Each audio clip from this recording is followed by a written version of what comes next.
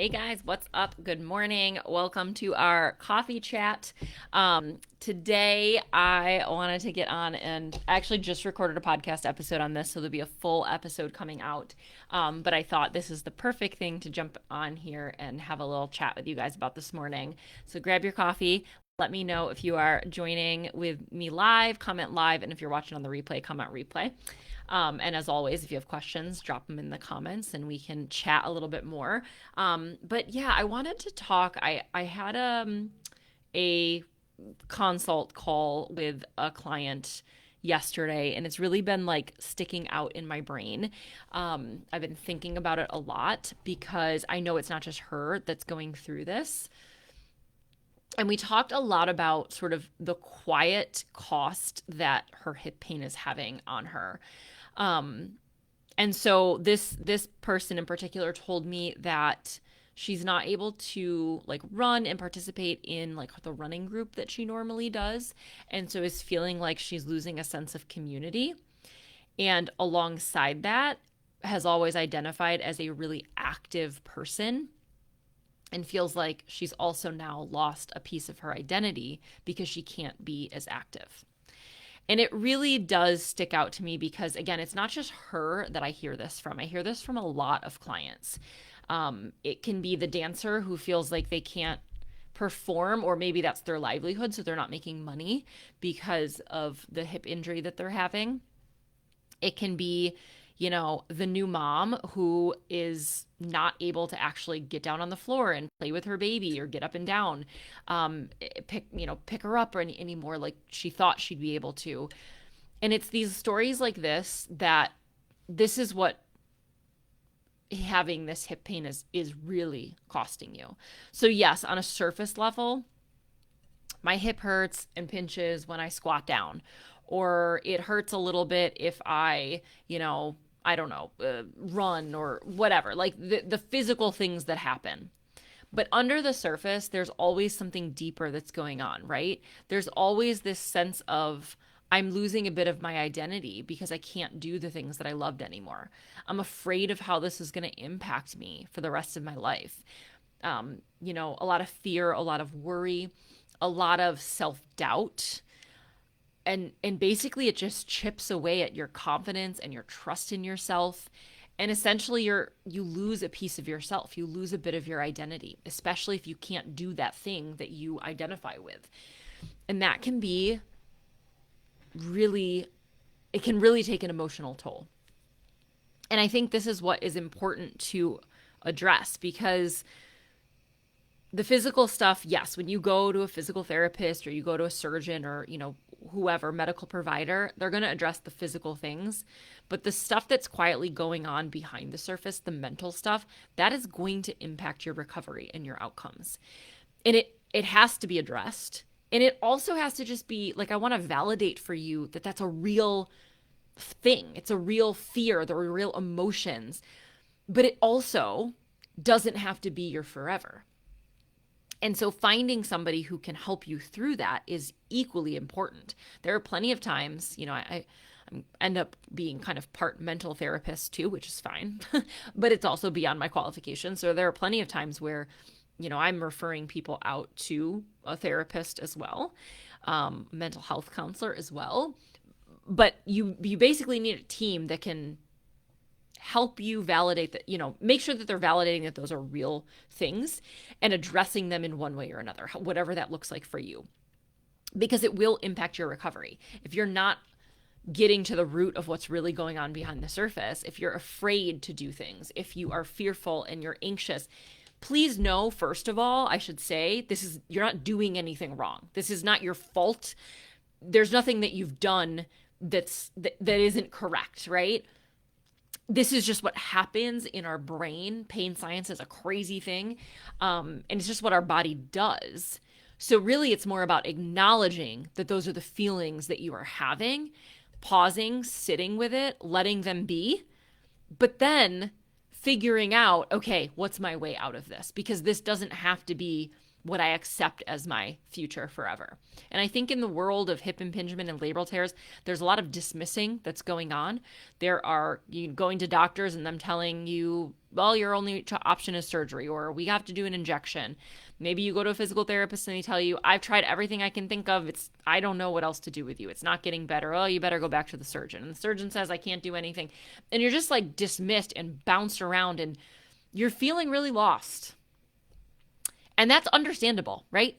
This is why your hip pain is so exhausting. Yeah, there's the physical piece of it, but there's the mental toll that it's taking. That's what's making you feel so exhausted and overwhelmed, to be honest. That's also the piece, though, that should drive you to want to make a change. Doing the things that you've been doing haven't been working. Or maybe you just don't even know where to start and you don't know what to try. Finding the path forward is going to be your answer out of this. And that means finding a strategy that's going to work for you, finding a team of people who will lift you up and support you instead of dismiss you. That's all part of this. So the feelings that you're having are real, but they don't have to be your forever. I think another really important piece of this is making sure that you are also, when you're feeling like you're going through this bit of loss of identity, that you're still trying to stay connected to things that you can stay connected to. So can you still keep moving in a way that feels good to your body? Maybe you have to modify it. Yes, without a doubt. That's probably going to have to happen. But stay moving. Find ways of doing things that you can still feel connected to that identity or to just feeling like, okay, I'm active, I'm making progress, I am doing something, versus just sitting on the sidelines and waiting for this to pass. Because truth be told, it's not going to, unless you actively do something to solve the problem long term. Short term, it might work. Long term, not so much. So don't just become a, passive participant. Become an active participant. And that means finding things that you can still do that make you feel like yourself and make you feel like you're making progress. And yes, there's some modification that has to happen there, but again, your team that's behind you should be helping you figure out, well, what can I modify and what can I do so that I don't, I don't feel like I am just sitting on the sidelines. That's all really important.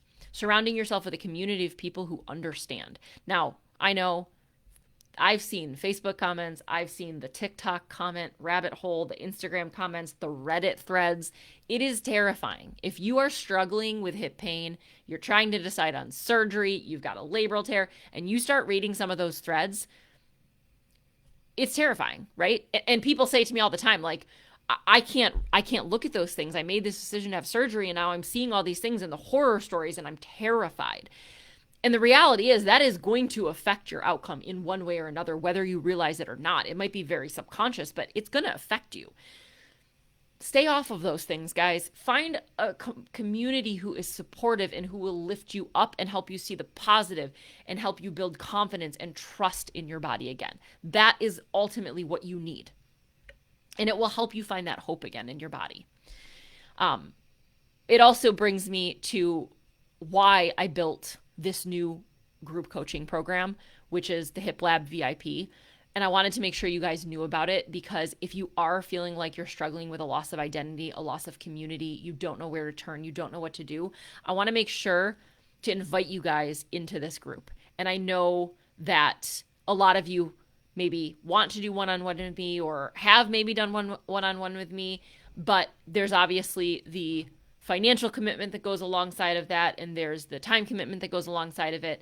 So we are turning this into something even better. And I love one-to-one care, right? Like it's amazing and it gets people so much better, faster. However, this group coaching, it's going to be a game changer. And here's why.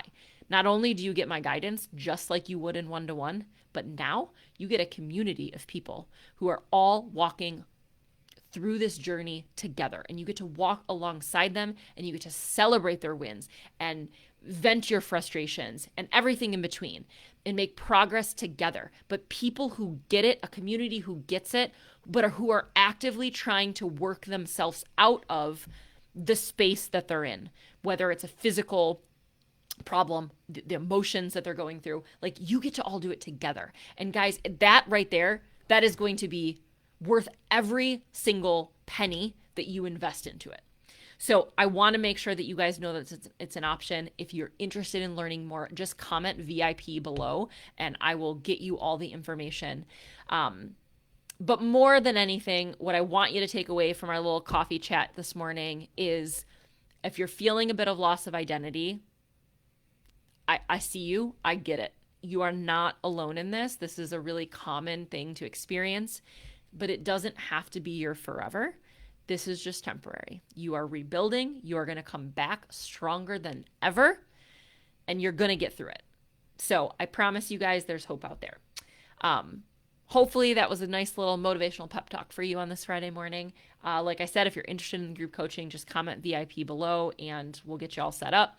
And as always, any questions, comments, whatever you guys need, drop them in the comment section. Let's have a conversation. I love connecting with you guys more than anything. So ask away, and I will see you next week. I hope you all have a fabulous weekend.